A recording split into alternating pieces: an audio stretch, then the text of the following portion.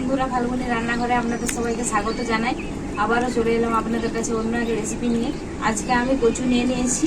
আজকে আমি কচুরি রেসিপি বানাবো। তো ভিডিওটা প্রথম থেকে শেষ অবধি দেখতে থাকুন আর আমার সাথে থাকুন। কচুগুলোকে আমি প্রথমে কেটে নেব, খোসাগুলোকে খুব ভালো করে ছাড়িয়ে নেব।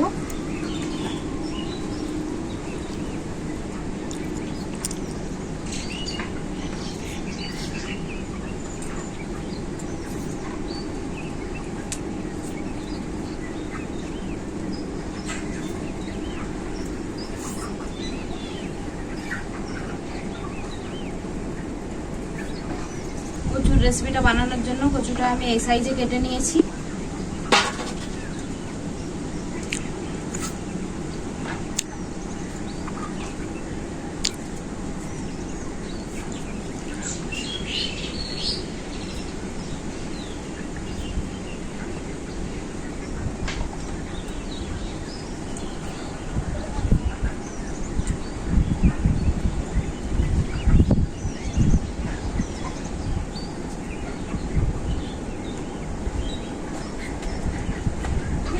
পূজা চলে এলো, রাখো বসো। তোমার জন্য আসন পেতেই রেখেছি। আজকে কি রান্না হবে? এই তো কচু।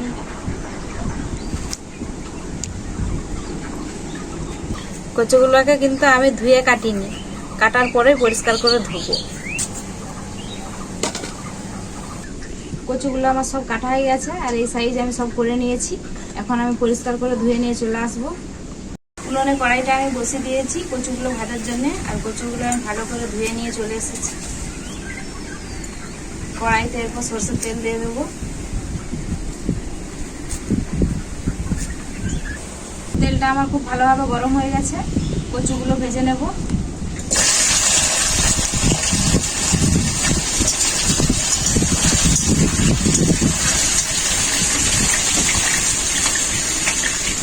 লবণ,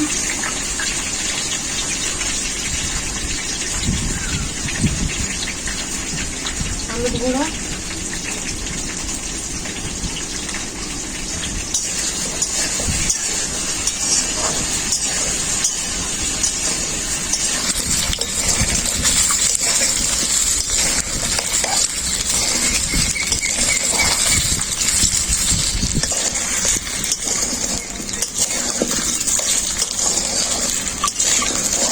কচুগুলো আমার সব ভাজা হয়ে গেছে। এরপর আমি নামিয়ে নেব।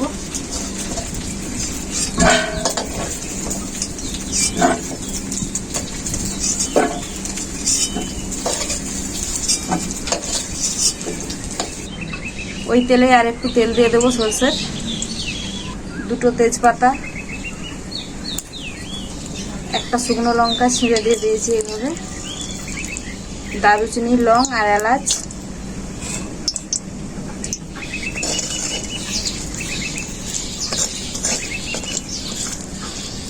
পেঁয়াজ কুচো,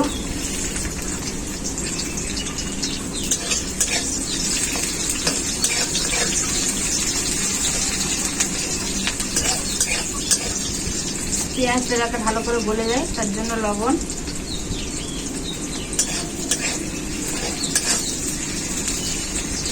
আর কি কি দেবো এখন? আদা যাবে, মশলা যাবে, তারপরে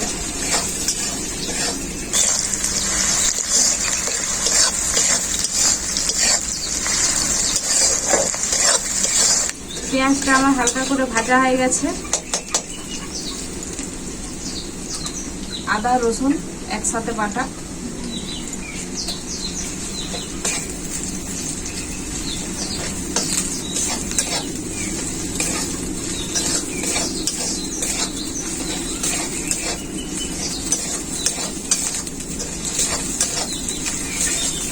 আদাটাও খুব ভালো করে ভাজা হয়ে গেছে। এখানে আছে হলুদ গুঁড়ো, জিরে গুঁড়ো, ধনে গুঁড়ো, লঙ্কা গুঁড়ো আর কাশ্মীরি লঙ্কা গুঁড়ো একসাথে দিয়ে দিলাম।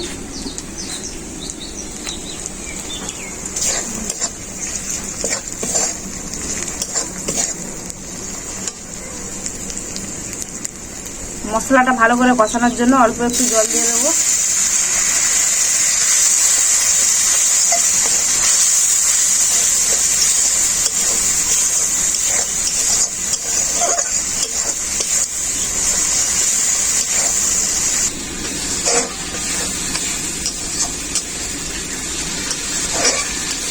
মশলাটা আমার খুব ভালো করে কষানো হয়ে গেছে। এরপর ফাটানো টক দইটা দিয়ে দেবো।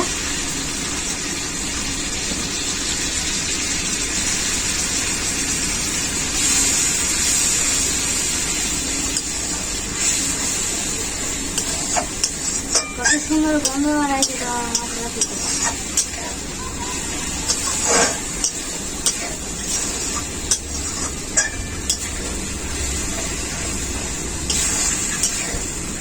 মশলাটা আমার খুব ভালো করে কষানো হয়ে গেছে, মশলার গা থেকে তেল ছেড়ে গেছে দেখুন। এখন আমি ভেজে রাখা কচুটা দিয়ে দেবো।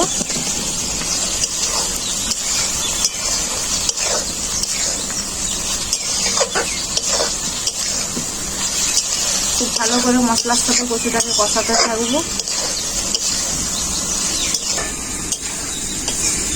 মশলাটা দেওয়ার পর বোঝাই যাচ্ছে না আলুর দম না কচুর দম হচ্ছে। হ্যাঁ ঠিকই বলেছে।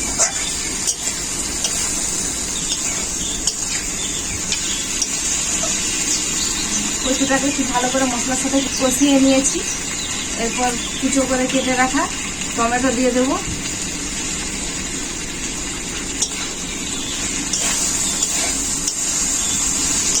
আমি এখানে একটাই টমেটো নিয়েছি।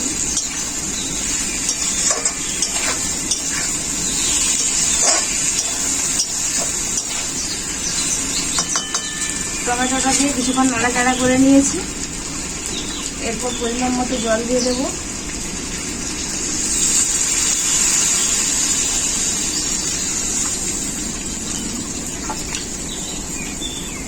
কচুটাকে কিছুক্ষণ ঢেকে সেদ্ধ করে নেব।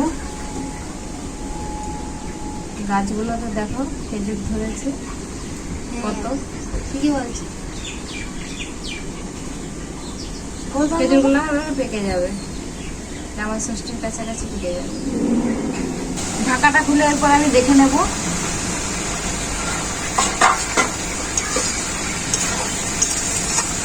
আমার কচুর দমের রেসিপি রেডি। এরপর আমি নামিয়ে নেব। মেঘটা দেখো পূজা পুরো কালো হয়ে গেছে।